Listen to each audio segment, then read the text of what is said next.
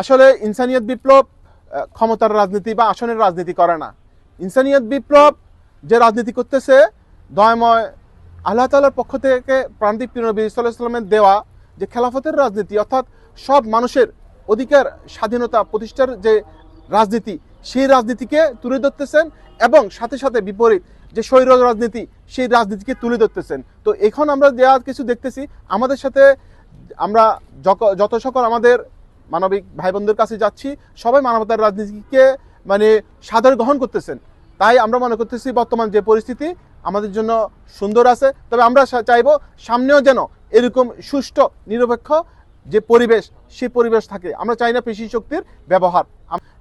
এই সব কিছু সম্ভবের জন্য আমাদেরকে মানবতার রাজনীতি প্রবর্তন করতে হবে। তাই আল্লামা ইমাম নতুন জীবনের নতুন রাজনীতি, অর্থাৎ এই মানবতার রাজনীতির সাথে আমাদের সবাইকে সম্পৃক্ত হতে হবে। আর মিরেশ্বরবাসী সকল আমার মানবিক ভাই এবং বোনদের প্রতি আমার উদাত্ত আহ্বান থাকবে, আমরা যেন এই খুনের রাজনীতি, জুলুমের রাজনীতি, অধিকার হরণের রাজনীতি, ধর্মের নামে অধর্ম উগ্রবাদী এই সাম্প্রদায়িক রাজনীতিকে বর্জন করতে হবে নিজেদের স্বার্থে, নিজেদের কল্যাণের জন্য। কারণ এগুলোর মাধ্যমে আমরা দেখছি আমাদের জীবনের কখনো মুক্তি আসে নাই, কোনো মানুষের জীবনে মুক্তি আসে নাই। মুক্তি আসতে হবে আমাদেরকে মানবতার রাজনীতির সাথে সবাই যে যুক্ত হতে হবে।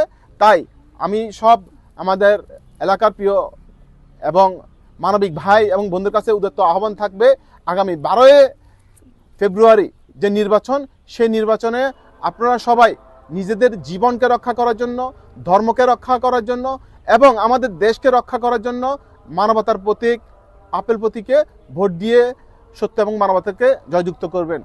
কোনো দল বাধা দেয় নাই, আমরা আসলে মানবতার কথা বলি। তো আমরাও আশা করি ওনারা সবাই মানবিক এবং ওনারা সবাই আমাদের সাথে সুন্দর ব্যবহার, সৌহার্দ্যপূর্ণ ব্যবহার করতেছেন। ওনাদের সবাই সুন্দর মনের মানুষ, এটাই আমরা আশা করি এবং কোনো সমস্যা হচ্ছে না।